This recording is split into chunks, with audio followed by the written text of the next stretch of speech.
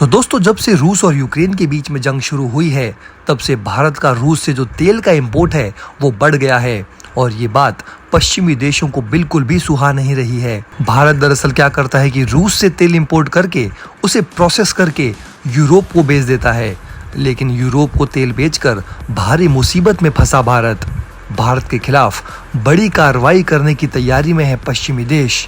Europe में भारत का trade volume देखकर चीन और अमेरिका के पसीने छूट गए। क्या अमेरिका और पूरी दुनिया अब भारत के खिलाफ कड़े प्रतिबंध लगाने जा रही है? एक बार फिर से यूरोप में घुसकर जयशंकर ने पश्चिमी देशों की हिपोक्रेसी की धज्जियां उड़ा दी। यूनाइटेड नेशंस ने यूरोपीय देशों को याद दिलाए ट्रेड के नियम। काम निकलने के बाद यूरोप ने मारा भारत को धक्का। क्या चीन के इशारे पर नाच रहा है यूरोपियन यूनियन? तो दोस्तों, यूरोप में भारतीय तेल की बिक्री देखकर बड़े बड़े देशों के पसीने छूट गए हैं। उन्हें समझ ही नहीं आ रहा कि आखिर बिना किसी तेल भंडार के भारत इतना तेल ला कहां से रहा है।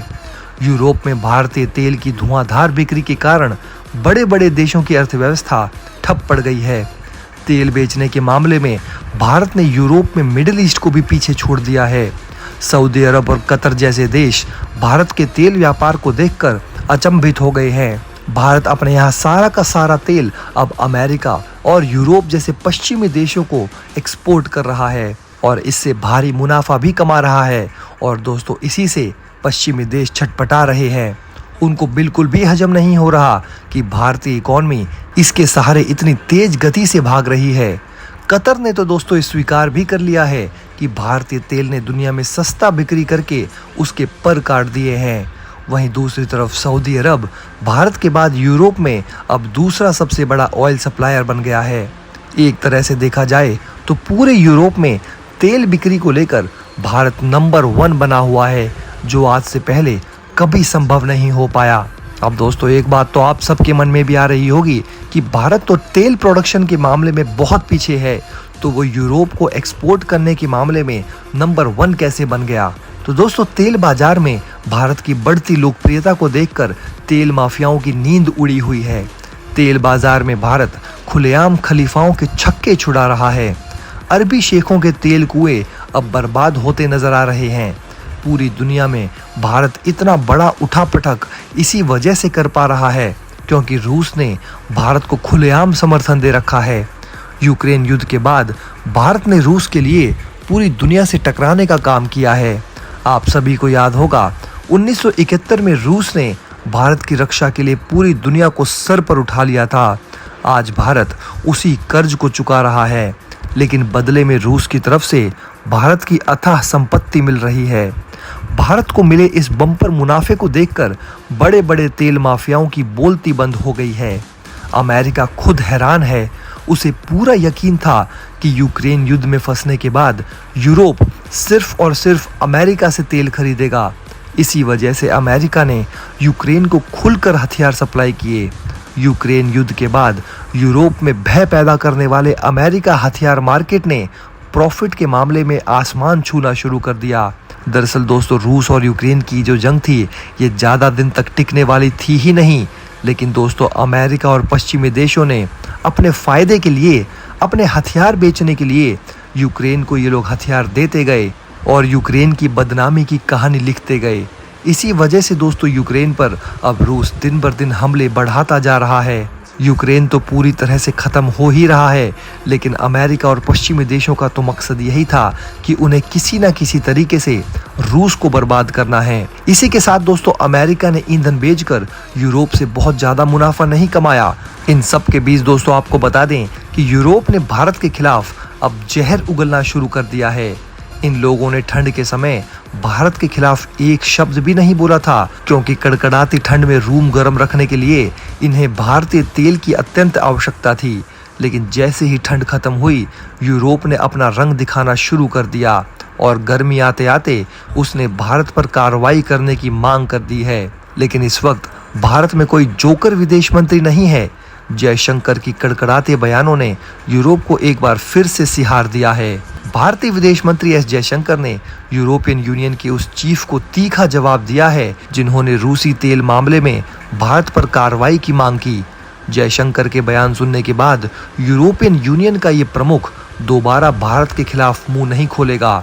आपको बता दें कि यूरोपियन यूनियन के जोसेफ बोरेल ने भारतीय फर्म पर रूसी तेल को रिफाइंड करके यूरोप में बेचने का आरोप लगाया था। बोरेल के इस आरोप को सुनकर पूरे भारत में जबरदस्त गुस्से का माहौल है। भारत ने फैसला किया है कि यूरोपियन यूनियन के इस प्रमुख की छाती में एक बोरवेल गाड़ना ही होगा। बोरेल साफ तौर पर भारत के खिलाफ बयान देकर अमेरिका और अरब देशों की नज़र में ऊपर उठना चाहता है। उसकी नज़र में भारत एक बेहद कमज़ोर टारगेट है जिस पर हमला करके वो पूरी दुनिया में फेमस हो सकता है। फेमस होने के बाद उसे चीन, मिडिल ईस्ट और अमेरिका जैसे तेल की कंपनियों से बड़े बड़े ऑफर और घूस मिलने के संकेत हैं। काम निकलने के बाद लालची बोरेल ने अपने स्वार्थ के लिए भारत के खिलाफ जहर उगलना शुरू कर दिया है, लेकिन भारत ने भी इस बोरेल के दोहरे चरित्र पर जोरदार हमला बोला है। ब्रुसेल्स में यूरोपियन यूनियन के एक वरिष्ठ अधिकारी के साथ प्रेस कॉन्फ्रेंस में भारत के विदेश मंत्री ने इसका जवाब दिया।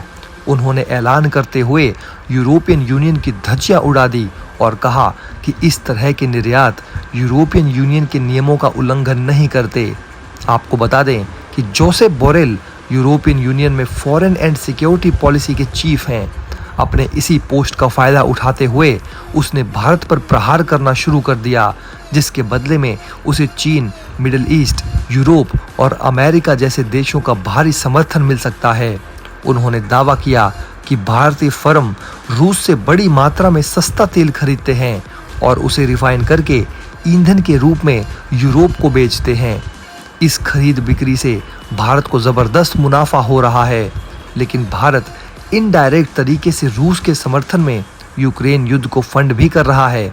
एक तरह से देखा जाए तो यूक्रेनी लोगों के खून की बदौलत भारत मुनाफा कमा रहा है। इस पूरे मामले पर यूक्रेन की तरफ से भी भारत पर गंभीर आरोप लगाए गए थे। बोरेल ने यूरोपियन यूनियन के भारत के खिलाफ कठोर कार्रवाई करने की मांग की है। बोरेल ने ये बातें विदेश मंत्री एस जयशंकर के ब्रसेल्स में एक मीटिंग से पहले कही। उसने जानबूझकर विदेश मंत्री को भड़काने का काम किया, लेकिन वो जानता है कि जयशंकर की महाकूटनीति के सामने उसके ये जहरीले बयान काम नहीं आने वाले। जयशंकर यहाँ India EU trade and technology council के इनॉग्रल मीटिंग में पहुंचे थे।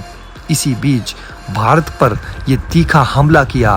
रूस से सस्ता तेल खरीदने पर भारत की आलोचना पहले भी होती रही है, लेकिन आज भारत की फॉरेन पॉलिसी इतनी स्वतंत्र और मजबूत है जो इन आलोचनाओं को हम चट्टानों की तरह खड़े होकर बर्दाश्त करते हैं। जो लोग रूस पर प्रतिबंधों के कट्टर समर्थक हैं, वे खास तौर पर आलोचनाओं में शामिल हैं। वे पिछले कई दशकों से इस फिराक में हैं ताकि भारत और रूस की दोस्ती को तोड़ा जाए, लेकिन दुर्भाग्य से वे अपने मकसद में कामयाब होता नहीं दिख रहे। इसी वजह से वे लोग बोरेल जैसे प्रमुख को अपना मुखौटा पहनाकर हल्ला मचाने का काम करते हैं। तो दोस्तों, इस पूरी खबर पर आपकी क्या राय है, हमें नीचे कमेंट बॉक्स में लिखकर ज़रूर बताइए। वीडियो को लाइक करके चैनल को सब्सक्राइब जरूर करें। धन्यवाद।